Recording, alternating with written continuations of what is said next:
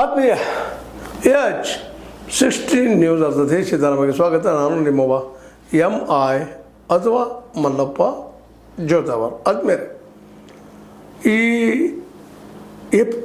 Episode ಮಾಡೋ ಮುಂದೆ ಇನ್ನೂ ಚರ್ಚೆ ನಡೆದ ಈ ಮೀಸಲಾತಿ ಒಳ ಮೀಸಲಾತಿ ಕುರಿತಾಗಿ ಕ್ಯಾಬಿನೆಟ್ ಮೀಟಿಂಗ್ ನಡೆದ. ಏನು ಡಿಸಿಷನ್ ತೊಗೊಳ್ತದನೋ ಇನ್ನೂ ಫೈನಲ್ ಆಗಿಲ್ಲ ಅನ್ನೋ ಸುದ್ದಿಗಳು ಬರ್ತಾ ಇದ್ದಾವೆ. ಆದರೆ ಈ ಎಡಗೈ ಮತ್ತು ಬಲಗೈ ಇವರು ಈ ಸಂದರ್ಭದಲ್ಲೇ ಇನ್ನೂ ಇಂಪ್ಲಿಮೆಂಟ್ ಆಗೋ ಸಂದರ್ಭದಲ್ಲೇ ಇದನ್ನು ತಾವು ಕೂತ್ಕೊಂಡು ಚರ್ಚೆ ಮಾಡಿ ಬಗೆಹರಿಸ್ಕೊಂಡಿದ್ರೆ ಭಾಳ ಉತ್ತಮ. ಅದು ಇವತ್ತು ಮಾಡ್ತಾ ಇದ್ದಾರೆ ಆ ಮದ್ದು ಬೇರೆ.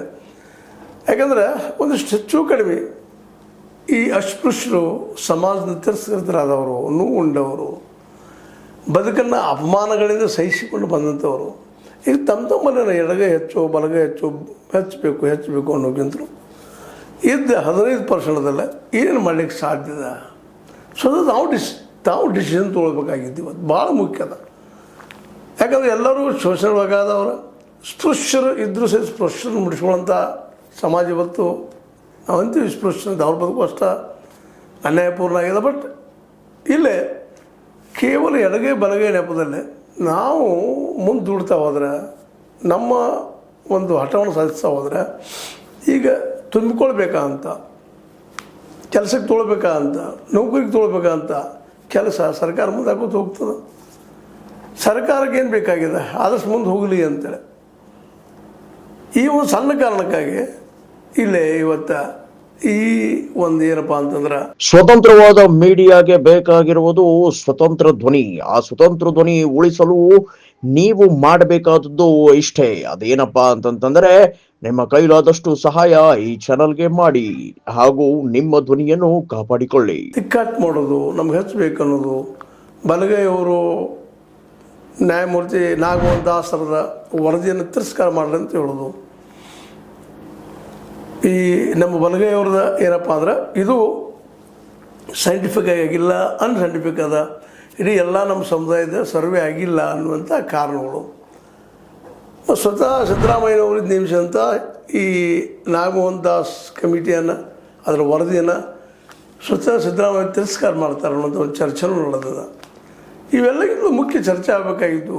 ನೀವು ಯಾವಾಗ ಅಂದ್ರೆ ದಲಿತರು ಯಾವಾಗ ಗಟ್ಟಿಗೆ ಒಂದಾಗಿರೋರು ಅಂತ ಒಂದು 0.5% ನೀವು ಬಡದಾಡ್ತಾ ಹೋದ್ರಪ್ಪ ಅಂತಂದ್ರೆ, ನಾಳೆ ಇಲ್ಲಿ ಆ್ಯಕ್ಚುಲಿ ಇಲ್ಲಿ ನೀವು ಮ್ಯಾಲೆ ಹೇಳಬೇಕಾಗಿದ್ದು ಎಲ್ಲರೂ ಕೂಡ ದಲಿತರು, ಹಿಂದುಳಿದವರು, ಅದರ ಜೊತೆಗೆ ಆದಿವಾಸಿಗಳು ಮತ್ತು ನಮ್ಮ ಅಲ್ಪಸಂಖ್ಯಾತರು, ಇವರೆಲ್ಲ ಕೂಡಿ ಎದ್ದು ನಿಂತಾಗ ಮಾತ್ರ ನಿಮಗೆ ಬೇಕಾದ ಸರ್ಕಾರ ರಚನೆ ಮಾಡಲಿಕ್ಕೆ ಸಾಧ್ಯದ. ಇಲ್ಲಾಂದ್ರೆ ಎಂದೂ ಸಾಧ್ಯ ಇಲ್ಲ. ನಮ್ಮಳು ತಿಕ್ಕಾಟ ಆಗ್ತಾ ಹೋಗ್ತದೆ. ನಿಮ್ಮಲ್ಲಿ ಒಡಕನ್ನು ಉಪಯೋಗ ಮಾಡ್ಕೊಳ್ತಾ ಇದ್ದಾರೆ ಇನ್ನುಳಿದವರು. ನಿಮ್ಮಲ್ಲಿ ಇನ್ನಷ್ಟು ಜಗಳ ಜೋರು ಮಾಡ್ಕೊಂಡು ಹೋಗಿಬಿಡ್ತಾರೆ ಅವರು. ಇವತ್ತು ಆ್ಯಕ್ಚುಲಿ ನೀವೆಲ್ಲ ಒಂದಾಗಬೇಕಾಗಿತ್ತು. ರೈತರು, ದಲಿತರು, ಅದೇ ಕಾಲಕ್ಕೆ ಆದಿವಾಸಿಗಳು, ಅಲ್ಪಸಂಖ್ಯಾತರು, ದುಡಿಯುವ ವರ್ಗದವರೆಲ್ಲ ಕೂಡಿದಾಗ ಮಾತ್ರ ನಿಮಗೆ ಬೇಕಾದಂಥ ಒಂದು ವ್ಯವಸ್ಥೆ ಮಾಡ್ಕೊಳ್ಳಿಕ್ಕೆ ಸಾಧ್ಯದ. ಈಗ ಮುಖ್ಯ ಎಲ್ಲರಿಗೂ ಬೇಕಾಗಿತ್ತು ಎಲ್ಲರಿಗೂ ಉದ್ಯೋಗ. ಈ ಮೀಸಲಾತಿ ಗದ್ದಲಲ್ಲಿ ಹೇಳಿದ್ರಪ್ಪ ಅಂದರೆ ಎಲ್ಲರಿಗೂ ಉದ್ಯೋಗ ಬೇಕು ಅನ್ನೋದಕ್ಕಾಗಿ. ಉದ್ಯೋಗ ಎಲ್ಲರಿಗೂ ಸಿಗ್ತದೆ. ಈ ಮೀಸಲಾತಿ ಅವಶ್ಯಕತೆನೇ ಇಲ್ಲ. ಅದನ್ನು ಅಂಬೇಡ್ಕರ್ ಅವರು ಬಯಸ್ತಾ ಇದ್ದಿದ್ದು ಸಹಿತ. ಆರಂಭದಲ್ಲೂ ಅಂಬೇಡ್ಕರ್ ಅವರು ಹೇಳಿದ್ದು ಅಷ್ಟೇ, ಅಸ್ಪೃಶ್ಯರಿಗೆ ಮಾತ್ರ ಮೀಸಲಾತಿ ಅಂತೇಳಿ, ಸಮಾಜ ತಿರಸ್ಕೃತರಾದಂಥವ್ರಿಗೆ ಮಾತ್ರ ಮೀಸಲಾತಿ. ಆ ನಂತರದ ರಾಜಕಾರಣಿಗಳು ತಮ್ಮ ರಾಜಕೀಯ ಲಾಭಕ್ಕೆ ಏನೇನೋ ಮಾಡಿ ಎಲ್ಲ ಜಾತಿಗಳು ಸಹಿತ ಇವತ್ತು ಮೀಸಲಾತಿಗೆ ಬದ್ಧ ಉಳಿಯುವಂಥ ಪರಿಸ್ಥಿತಿ ನಿಲ್ಲಿಸಿದ್ದಾರೆ. ಇವತ್ತು ಅದು ನೋಡೋದು 1-2%.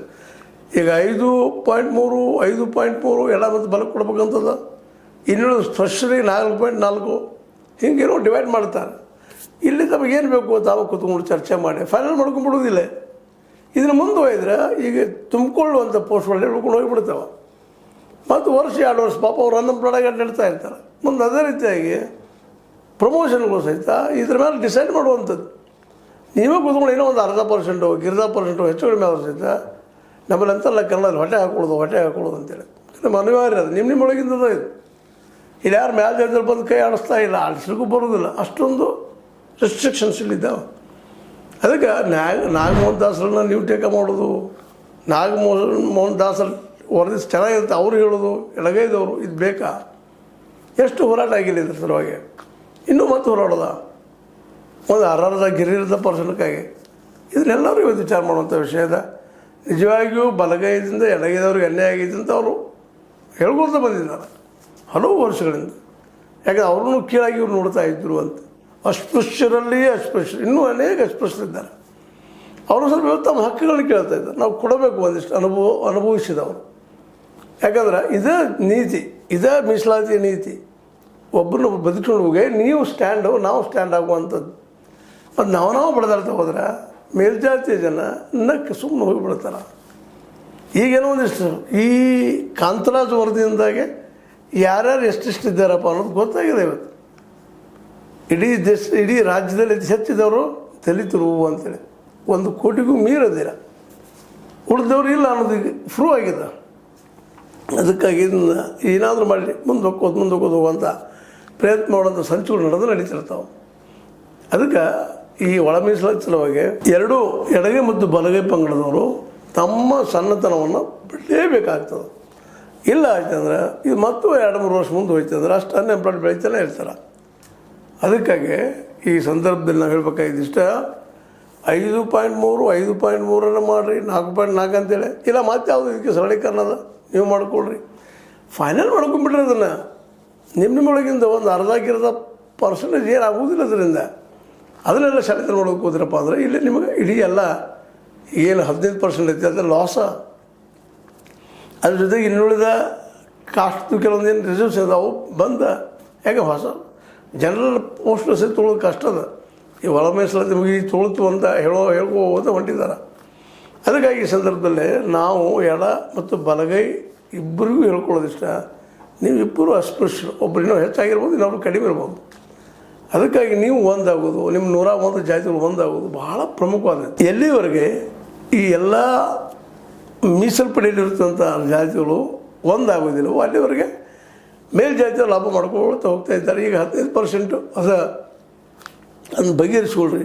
ನಂತರದಲ್ಲಿ ಮತ್ತೆ ಮುಂದಾಗ 17 ಬಂದಾಗ ಮತ್ತೆ ಆ ರೀತಿ ಬಗೆಹರಿಸ್ಕೊಳಕ್ರಿ. ಯಾಕಂದ್ರೆ ಈ ಮೀಸಲಾತಿಯನ್ನು ಮುಂದೆ ಹಾಕೋತ ಹೋದ್ರಪ್ಪ ಅಂತಂದ್ರೆ ಅದರ ಸದುಪಯೋಗ ದುರುಪಯೋಗ ಎರಡೂ ಆಗೋ ಸಾಧ್ಯತೆಗಳಿದ್ದಾವೆ.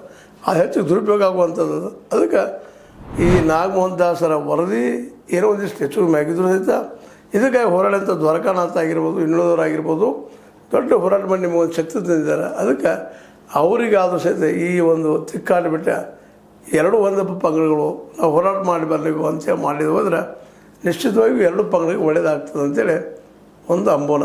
ಇದಕ್ಕೆ ನೀವೇನಂತೀರಿ? ಒಳ ಮೀಸಲಾತಿ ಸಮಾಜ ಆಡ್ತಾ ಕೊಡ್ತೀರಾ ಇಲ್ಲ ಒಂದಾಗ್ತೀರಾ?